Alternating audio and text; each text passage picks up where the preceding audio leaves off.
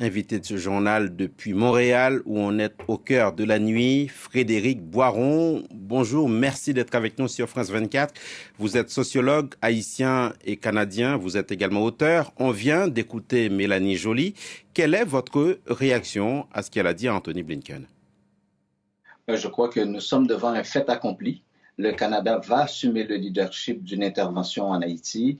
La présence d'Anthony Blinken au Canada au cours des 48 dernières heures fait partie d'une stratégie de communication parce que cette histoire de la problématique de la crise en Haïti n'avait pas pris de place dans l'actualité au Canada. Il y a eu au Québec en particulier des élections, il y a eu aussi les funérailles de la reine qui ont pris énormément de place, l'inflation et tout. Donc maintenant, le moment est venu d'inscrire ça dans l'actualité. C'est ce qui explique la présence d'Anthony Blinken. Mais en ce qui a trait à la décision du Canada de prendre le leadership autour de cette affaire, pour moi, c'est réglé. Quel est le rôle du Canada dans la crise haïtienne, Frédéric Boiron? En fait, le Canada a toujours été présent dans l'aide qui est apportée à Haïti. C'est un des pays qui dépense le plus d'argent en Haïti. Maintenant, ce qui s'est passé dans cette crise, c'est qu'après la mort de Jovenel Moïse, je crois qu'à partir de ce moment-là, la question de prendre Haïti en charge était confirmée. Et les différents ministres, il y en a eu deux, Marc Garneau et Mélanie Joly, qu'on vient d'entendre, se sont donné un ensemble de rencontres qui ont été faites avec Ariel Henry pour lui donner une certaine légitimité.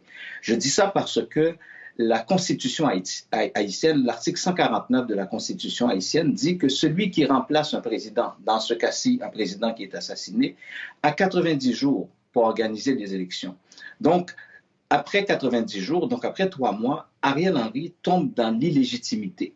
Or, le Canada a continué à travailler avec Ariel Henry, à l'inviter à différentes réunions pour lui donner cette légitimité, pour qu'en fait, la demande qu'il a faite de déposer une requête pour une intervention en Haïti, pour essayer de donner une valeur à cette demande-là. Or, la demande n'est pas recevable.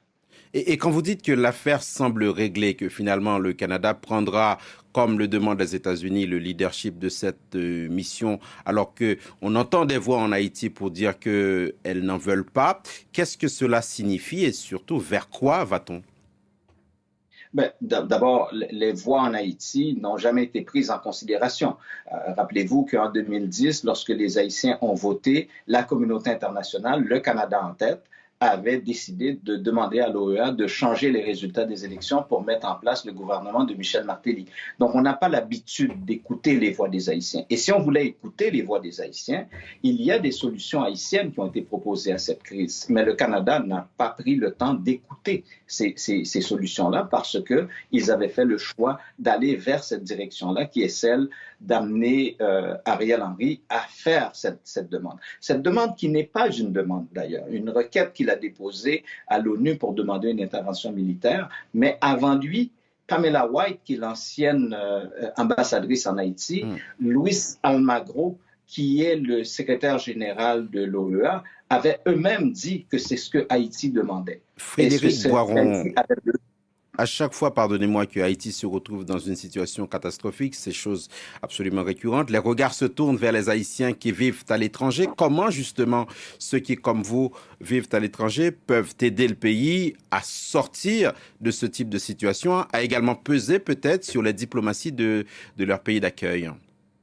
Je crois que la diaspora haïtienne au Canada a énormément de prise sur le politique au Canada. Donc, il y a une communauté qui est bien établie, il y a des gens qui sont en politique active, il y a des activistes qui sont entendus, qui sont écoutés. Et moi, je dis à la diaspora haïtienne de Montréal que leur rôle devant ce fait accompli, leur rôle devra être d'être des agents de surveillance de l'intervention que le Canada va faire en Haïti. Donc, cette communauté-là a cette obligation vis-à-vis les personnes qui vivent en Haïti. Donc, je crois que la communauté haïtienne du Québec, de Montréal, va assumer cette responsabilité. Merci beaucoup, Frédéric Boiron, d'avoir accepté de répondre aux questions de France 24, sociologue, haïtien et canadien. Merci beaucoup. Avec plaisir.